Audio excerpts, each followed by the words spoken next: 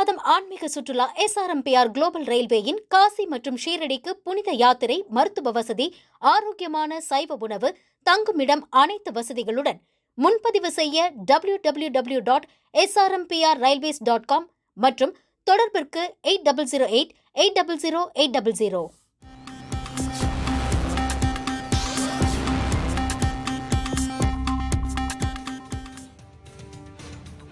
இன்றைய பெருஞ்செய்தி பகுதிக்கு உங்களை வரவேற்கின்றேன். அமைச்சர் பொன்முடி மீதான சொத்து குவிப்பு வழக்கில் கீழமை நீதிமன்றம் அவரை விடுதலை செய்திருக்கின்றது, அதை மாற்றியமைத்திருக்கின்றது உயர்நீதிமன்றம். இது திமுகவிற்கு ஒரு நெருக்கடியை தரப்போகின்றதா என்கின்ற கேள்வி எழுந்திருக்கின்றது. இதற்கு காரணம் பல்வேறு அமைச்சர்கள் மீதான வழக்குகள் தற்போது உயர்நீதிமன்றத்தில் நிலுவையில் இருக்கின்றது. உயர்நீதிமன்றமே தாமாக முன்வந்து சில வழக்குகளை அவர்கள் எடுத்து மீண்டும் விசாரிக்க தொடங்கியிருக்கின்றார்கள். இந்த சூழ்நிலையில் திமுகவிற்கான ஒரு பின்னடைவா, அழுத்தமா, இதை குறித்து பேசுவதற்காக நம்மோடு மூத்த பத்திரிகையாளர் தராசு ஷாம் இணைந்திருக்கிறார். தராசு ஷாம் அவர்கள் வணக்கம். அடிப்படையில் வாய்ப்பு ஒன்றாக திமுகவிற்கு அதிகரிக்கின்றதா அழுத்தம்?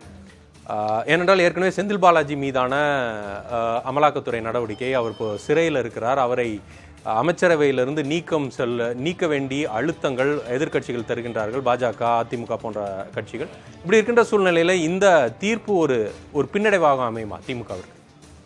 திமுகவுக்கு அரசியல் அழுத்தம், அதில் மாற்று கருத்து கிடையாது. இந்தியா கூட்டணிக்கு மறைமுகமான ஒரு அழுத்தம் தான். ஆனால் இதில் நாம் பார்க்க வேண்டியது எது என்றால், கான்ஸ்டிடியூஷனல் கோர்ட் என்று சொல்லப்படுகிற சென்னை உயர்நீதிமன்றம் கீழமை நீதிமன்றத்தின் தீர்ப்பை ரத்து செய்யும் போது கன்விக்ஷன் கொடுத்து விடுகிறது. அதாவது குற்றம் நிரூபணமாகிவிட்டது அல்லது குற்றம் ருஜுப்படுத்தப்பட்டு விட்டது என்று அது பொருள் கொள்கிறது. கன்விக்ஷன் வந்த உடனேயே தகுதி இழப்பு வந்துவிடும். நமது தகுதி இழப்பு என்பது 3 வகை.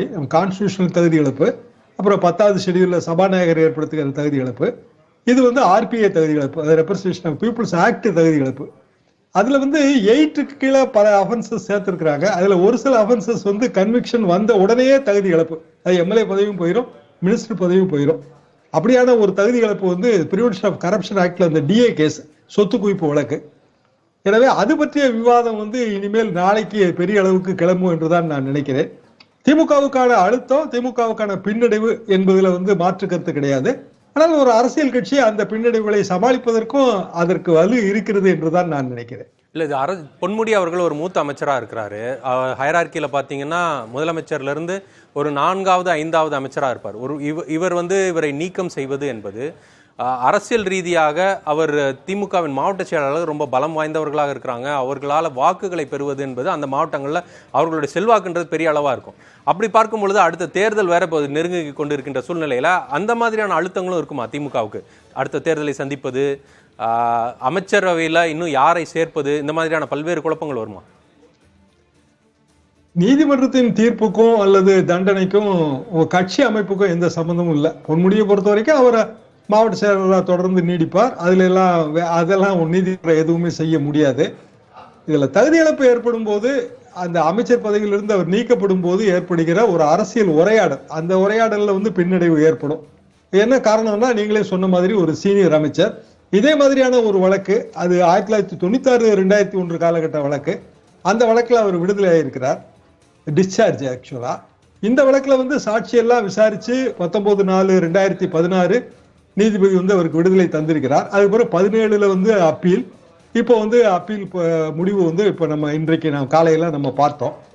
எனவே திமுக ஒரு நடவடிக்கை எடுக்கலாம். என்ன நடவடிக்கை என்றால், சீனியர் அமைச்சர்கள், குறிப்பாக இது மாதிரியான வழக்குகள், இந்த பிரச்சனைகள் இருப்பவர்கள், அவர்கள் கட்சி பணிக்கு போகலாம். கட்சி அப்படியான முன்பு அந்த மாதிரியான உதாரணங்கள்லாம் இருக்கு. காமராஜர் ஆட்சி இங்க முதல்வராக இருந்த போது ஜவஹர்லால் நேரு இது மாதிரியான ஒரு நிலைமையில் அப்படியான ஒரு முடிவு தான் எடுத்தார். காமராஜர் மீது எந்த அப்பழுக்கும் இல்லை. ஆனாலும் கூட அவரும் முதல்வர் பதவியை திறந்து விட்டு அகில இந்திய காங்கிரஸ் கட்சியின் தலைவர் ஆனார். இதெல்லாம் 60-63 காலகட்ட வரலாறு தான். அப்படியான ஒரு முடிவு கூட திமுக எடுக்கலாம். ஏன்னா செந்தில் பாலாஜி ஒருவர், இவர் ஒருவர் 2, இன்னும் ஏவ வேலு, இவர்கள் மீதெல்லாம் அந்த அழுத்தம் வருகிறது. கண்டிப்பாக அது திமுகவுக்கு பிரச்சனையாக இருக்கும். முதல்வர் என்ன முடிவெடுப்பார் நமக்கு தெரியாது. ஆனால் அப்படியே ஒரு வாய்ப்பு இருக்கிறது என்பதை நான் சுட்டிக்காட்ட விரும்புகிறேன். சரி, அதாவது நம்ம வாய்ப்பு 2க்கு நகரலாம். அமைச்சர் பொன்முடி முன் உள்ள வாய்ப்புகள் என்ன? நீங்க சொன்னது போல அவர் வந்து மாவட்ட செயலராக நீடிப்பதில் எந்த பிரச்சனையும் இல்லைன்னு சொன்னீங்க.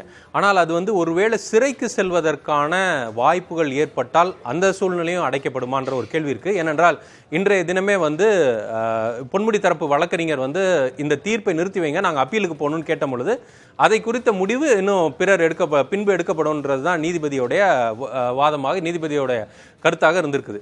அப்படி இருக்கும் பொழுது பொன்முடிக்கு முன்னால் இருக்கக்கூடிய வாய்ப்புகள், அவர் உச்சநீதிமன்றம் செல்வது ஒன்று தான் வாய்ப்பு, அவருக்கு வேற எதுவும் வாய்ப்பு இருக்குதா? டெலிவரி ஆஃப் ஜட்ஜ்மெண்ட் என்கிற அந்த நீதி பரிபாலன கோட்பாட்டில் கன்விக்ஷனும் சென்டென்சிங்கும் ஒரே நாணயத்தோட ரெண்டு பக்கம். கன்விக்ஷனுக்கும் சென்டென்சிங்கும் இடையில ஒரு இடைவெளி வேண்டும் என்று பல்வேறு தீர்ப்புகள் இருக்கின்றன. பெரிய இடைவெளி இல்லாமல் சில மணி நேரங்களிலேயே கன்விக்ஷனும் சென்டென்சிங்கும் ஒன்னா வந்த சந்தர்ப்பம் 2014 முன்னாள் முதலமைச்சர் ஜெயலலிதா அவர்களுக்கு வழங்கப்பட்ட தண்டனை திரு குன்ஹா அவர்களது நீதிமன்றத்தில். இப்ப கன்விக்ஷன் அனௌன்ஸ் பண்ண உடனே வந்து ஜெயலலிதா அவர்களின் அந்த பதவி பறி போய்விட்டது. தேசிய கொடியெல்லாம் காரிலிருந்து அகற்றப்பட்டு விட்டது. கிட்டத்தட்ட இது அப்படித்தான்.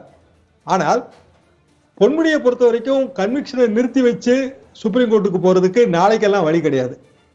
நாளை மறுநாள் கன்விக்ஷனுக்கு அடுத்த கட்டமான அந்த சென்டென்சிங், அந்த தண்டனை வழங்கப்படும் போது அந்த தண்டனையை எதிர்த்து சுப்ரீம் கோர்ட்டுக்கு அவர் போகணும்னா ஒன்று கன்விக்ஷனையே வந்து இந்த நீதிமன்றம் வந்து ஸ்டே பண்ணணும், இல்லை வந்து வெறுமனே சென்டென்சிங்கை மட்டும் சஸ்பெண்ட் பண்ணணும்.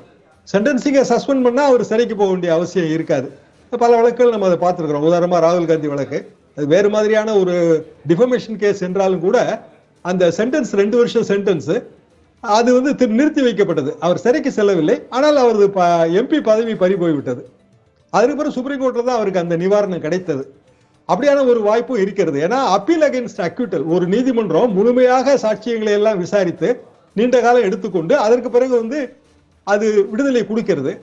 அதற்கு எதிரான ஒரு அப்பீல் என்றால் அந்த அப்பீல் அந்த தீர்ப்பை நம்ம முழுமையா படிச்சு பார்க்கணும். அது நமக்கு நாளை கழிச்சு தான் அந்த வாய்ப்பு கிடைக்கும். ஆனாலும் பொன்முடிக்கு முன்னால் உச்சநீதிமன்றம் செல்கிற வாய்ப்பு என்பது இன்றைக்கோ நாளைக்கோ இல்லை, நிச்சயமாக நாளை மறுநாள் முதல் இருக்கிறது. சரி, அவர் ஒருவேளை சிறைக்கு செல்வாரா என்பதெல்லாம் வந்து அந்த நீதிபதி எப்படியான சென்டென்சிங்கை கொடுக்க போறாரு, அந்த சென்டென்ஸை கொடுத்துட்டு அதை நிறுத்தி வைப்பாரா என்பதை பொறுத்து இருந்து தான் நம்ம பார்க்கணும் அப்படின்றது சொல்றீங்க. வாய்ப்பு 3ஆக அரசியல் ரீதியான அழுத்தங்கள் நம்ம ஏற்கனவே பேசணும். அரசியல் ரீதியான ஊழல் குற்றச்சாட்டுகள் அதிகரிக்குமா என்கின்ற ஒரு கேள்வி இருக்கு. திமுக அரசின் மீதான ஊழல் குற்றச்சாட்டுகளை அதிமுகவும் சரி பாஜகவும் தொடர்ச்சியாக அவங்க சொல்லி வருகின்ற சூழ்நிலையை நம்மால் பார்க்க முடிகின்றது. ஆளுநரிடம் போய் புகார்லாம் அளிச்சிருக்கிறாங்க. அப்படி இருக்கும் பொழுது இந்த சென்டென்சிங்ன்றது, அதாவது இந்த தீர்ப்பு என்பது எதிர்க்கட்சிகளுக்கு இன்னும் ஒரு பெரிய ஆயுதமாக அமையுமா? திமுக வந்து ஊழல் செய்கின்ற கட்சி, ஊழல் செய்கின்ற அரசு அப்படின்னு ஒரு மிகப்பெரிய அழுத்தத்தை கொடுப்பதற்கு ஒரு ஆயுதமாக அமையுமா? அரசியல் மேடைகளில் பேசுவதற்கான ஆயுதம் தான், அதுல மாற்று கருத்து இல்லை. ஆனால் வெறுமனே ஊழல் குற்றச்சாட்டுகள் அடிப்படையில் தேர்தல்கள் வெற்றி கொள்ளப்பட்டதாக வரலாறே கிடையாது. அப்படின்னா யாருமே ஜெயிச்சிருக்க முடியாது. ஜெயலலிதா அவர்களுக்கு 4 வருடம் தண்டனை கிடைத்த பிறகு நடந்த தேர்தலில் தான் அதிமுக வெற்றி பெற்றது. 2000 வந்து ஜெயலலிதா அவர்களுக்கு தண்டனை வழங்கப்பட்டு 4 இடங்களில் வேட்புமனு நிராகரிப்பு. ஆனாலும் 2001 அதிமுக வெற்றி பெற்றது. இப்படி பல உதாரணங்கள், 4%, இப்படி பல உதாரணங்களை நம்ம இந்திய அரசியல் எடுக்கலாம். ஏன்னா வாக்காளர்கள் வந்து வேறு மாதிரியாக அதை பார்க்கிறார்கள். எனவே ஊழல் என்கிற ஒற்றை அடிப்படையில் வந்து தேர்தல் முடிவுகள் அமையும் என்று நான் எனது அனுபவத்தில் கருதவில்லை. அப்படி அமைந்தால் அது பெரிய விஷயம். ஜனநாயக விழிப்போடு இருக்கிறது, உயிர் துடிப்போடு இருக்கிறது என்று நாம் எடுத்துக்கொள்ளலாம். துரதிருஷ்டவசமாக அப்படி அமைவது இல்ல. ஊழல் குறித்த ஒரு விவாதம், ஒற்றை விவாதம் வந்து ஒரு அரசை மாற்றுமா அப்படின்றதுக்கான ஒரு விஷயத்தை வாய்ப்பு 5ல் நாம் பேசலாம். அதை கொஞ்சம் விரிவா பேசணும்னு நினைக்கிறேன். வாய்ப்பு 4க்கு நகரலாம்.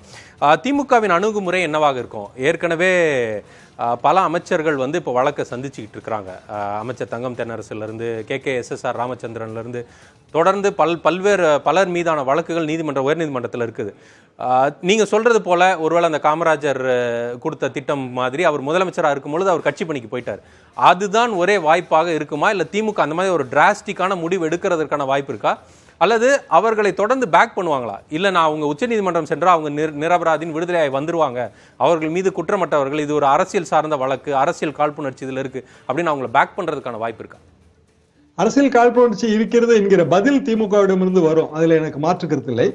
ஆனால் திமுக இன்னும் ஒரு ஸ்டெப் மேலே போகணும். அதாவது இன்னும் கொஞ்சம் அக்ரெசிவ் பாலிடிக்ஸ் பண்ணணும்னா தாராளமாக சீனியர் அமைச்சர்கள் கட்சி பணிக்கு போகலாம். அதில் வந்து பெரிய தவறு இருப்பதாக நான் கருதவில்லை. அது வந்து ஒன்றும் அட்மிஷன் ஆஃப் கில்ட் எல்லாம் கிடையாது.